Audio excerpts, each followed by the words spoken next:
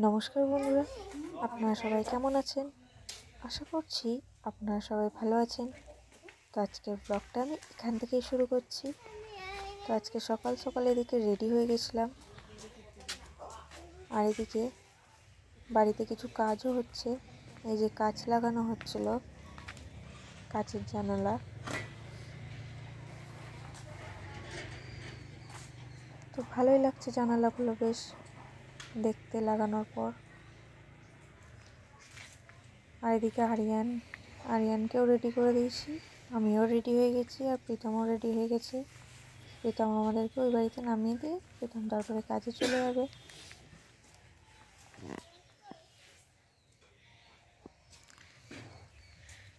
কি বাবা বকেছে?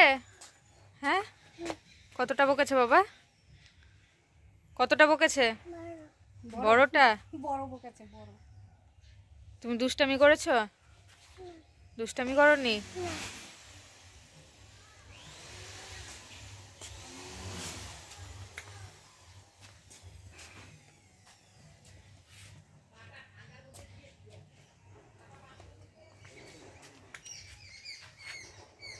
এখানে মুখ দেখা যাবে গো? কেমন লাগছে? হ্যাঁ, পরিষ্কার একদম আয়না।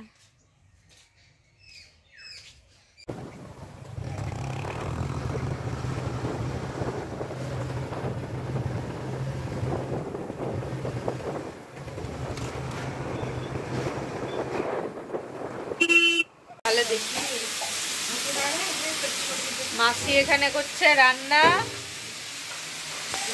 এদিকে কাকিমা শাক বাছছে, না মটরশুঁটি বাছছে, মা এদিকে শাক কাটলো।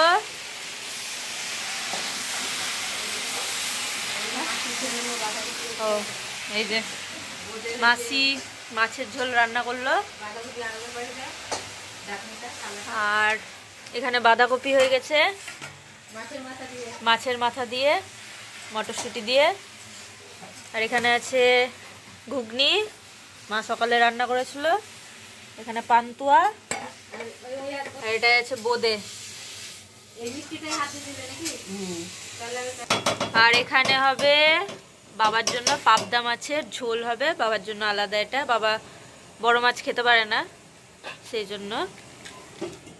আর এই যে আরিয়ান এখানে মাসির সাথে আর এই যে ওর দিদির সাথে খেলা করছে। কই দেখি ঈশা, লজ্জা পাচ্ছ তুমি? ও মা, নাক ফুটিয়েছে ঈশা। দেখি দেখি দেখি দেখি কেমন লাগছে দেখি। ই বাবা, বাবা ছোট বাবা, এই যে দিদি কি করেছে, নাকে কি করেছে দিদি? নাকে ফুটো করেছে। ই বাবা, ব্যথা পেয়েছে না দিদি? ব্যথা পেয়েছে না? দিদিকে জিজ্ঞেস করো, দিদি ব্যথা পেয়েছো?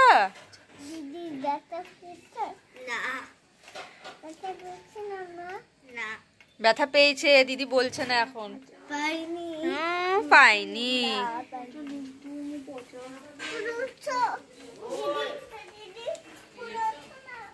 উপরে উঠবে দিদি?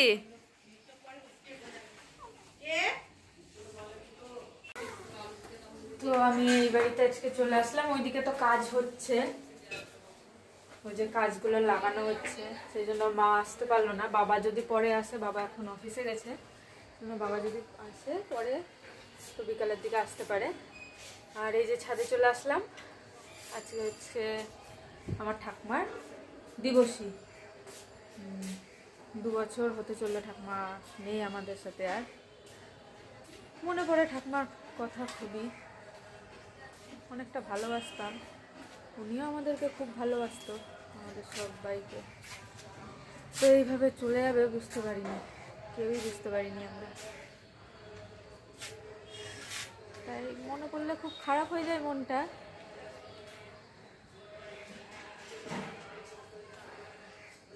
খুব ভালোবাসতাম ঠাকুমাকে।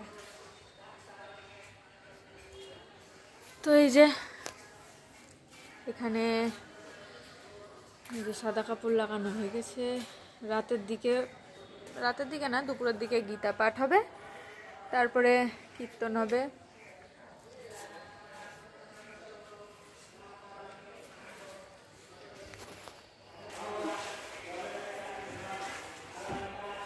এই যে বক্স চলে আসলো, মাইক বাজবে সেই জন্য।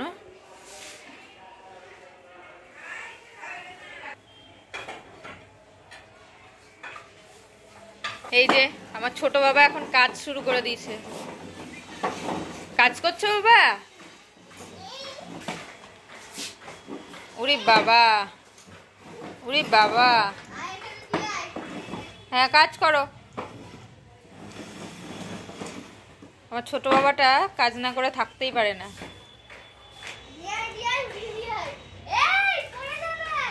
পড়বে না, পড়বে না, তোমার ভাই সব পারে, জানো না তুমি? তাই না বাবা? দিদি জানে না? হ্যাঁ, কি সুন্দর। না, ওখান দিয়ে উঠতে হবে না, ওখানে চুপ করে বসো, দিদির পাশে চুপ করে বসো। হ্যাঁ, তোমার এই সোয়েটারটা আমি খুলে দেবো, গরম লাগছে? হ্যাঁ,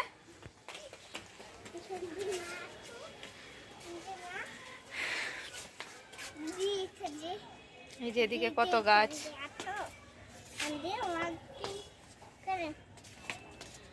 ঠাকুমা খুব গাছ ভালোবাসতেন, গাছ লাগাতেন।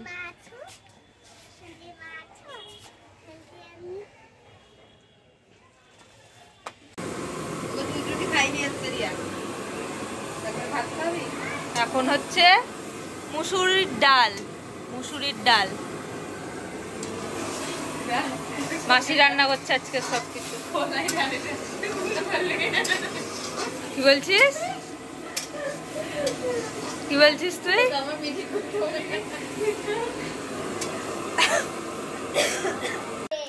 জুতো খুলবো না, জুতো খুলবো না, জুতো খুললে তো নোংরা লেগে যাবে। চলো, কোথায় বিছানা করেছো? এইখানে বিছানা করেছো?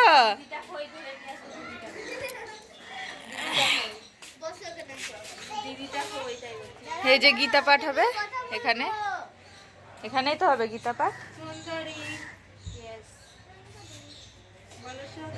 এই যে এটা আমার বোন একটা, এই যে একটা বোন, কোথায় গেল? আর এখানে দিদি বসে আছে, এটা দিদি, এটা ঈশা। লজ্জা পাচ্ছে, লজ্জা পাচ্ছে, লজ্জাবতী। আর এই যে আরেকজন পণ্ডিত কাজ করছে। এত কাজ করতে হয় না বাবা, লেগে যাবে, হাতে লেগে যাবে। মাম্মি তুমি কাজ করছো? আচ্ছা ঠিক আছে পাপা, চলো ওই যে মাসির কাছে চলো, চলো মাসির কাছে। বাবা লেগে যাবে, শোনা তোমার লেগে যাবে। চলো, ওই যে মাসি শুয়ে পড়েছে।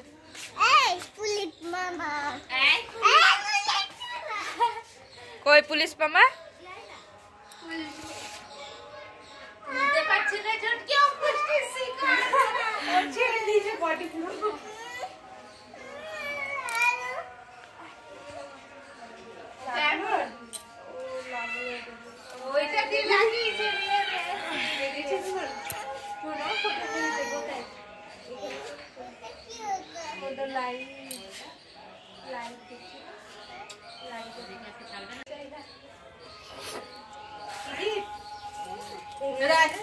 শুয়ে পড়লো, দিদি শুয়ে পড়লো, দেখ শুয়ে পড়েছিল,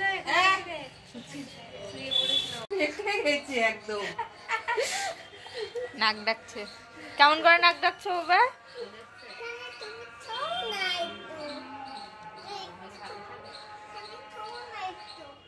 কে শোবে ওখানে? কে শোবে?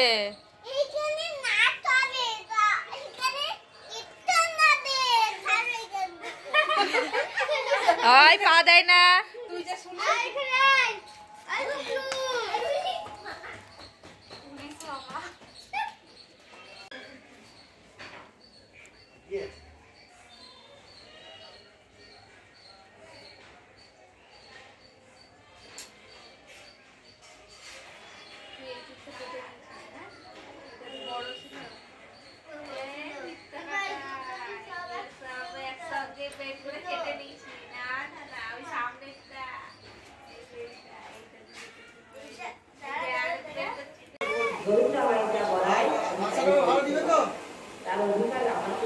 করছিলেন এবং চুপচাপ সবাইকে আপনাদের পাঠায় প্রতিবোধিতা ভগবান কি বললেন, হে জননী ভগবত গীতা আপনি স্বয়ং তাই গীতা ভগবান কৃষ্ণ কৃষ্ণ করেছো? গুরু, তাই কি বলছেন, হে ভগবত গীতা আপনি স্বয়ং ভগবান শ্রীকৃষ্ণ কীর্তক অর্জুনকে কবিতা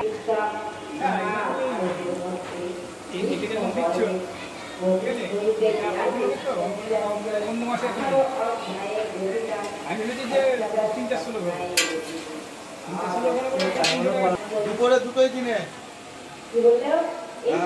যত মল আছে অশ্বত্থামা বিকর্ণ রূপ ভয়ঙ্কর মকরদয় এবং দুর্যোধন রূপ আবর্তন ছিল।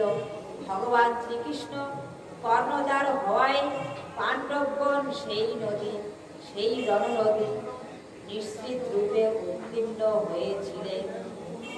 তাহলে কি বলছেন, পাণ্ডবগণ পঞ্চপাণ্ডব ভগবান শ্রীকৃষ্ণ তার রথের সারথি হয়েছিল বলেই তিনি অবিলম্বে ভববৈতরণীর ঘাট পার হয়ে চলে গেলেন। আর দুর্যোধন যারা ছিল তারা আর পার হতে পারল, তারা পিছন খেয়ে পড়ে গেল, তাদের অকাল মৃত্যু হলো। অকাল মৃত্যু।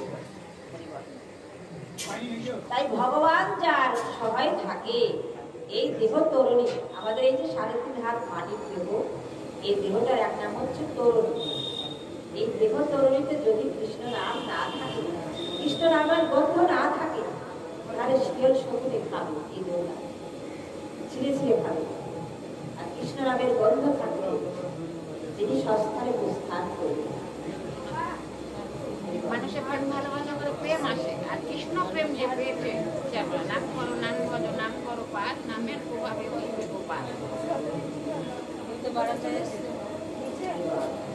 তাই কৃষ্ণ নামের গন্ধ যার দেহে থাকে তারা উত্তল তরঙ্গ, তাদের কি হয়, তাদের ভগবান শ্রীকৃষ্ণ কর্ণধার নিজে বৈঠা ধরে তার সেই দেহ তরি নদী পার করে দিবে, নিশ্চিত রূপে উৎকীর্ণ হবে সেইভাবে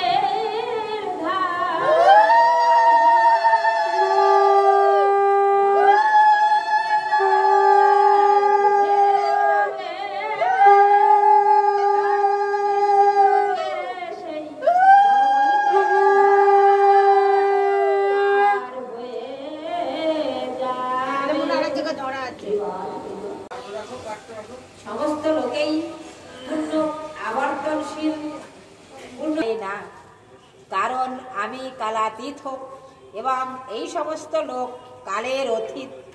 কালের অধীন হওয়ায় অনিত্য। সহস্র চতুর্যুগ ব্যাপী ব্রহ্মার একদিন এবং সহস্র চতুর্যুগ ব্যাপী হলো তার এক রাত্রি। তিনি তত্ত্বজ্ঞ, একথা জানেন, তিনি দিবা রাত্রি সম্বন্ধে জানেন।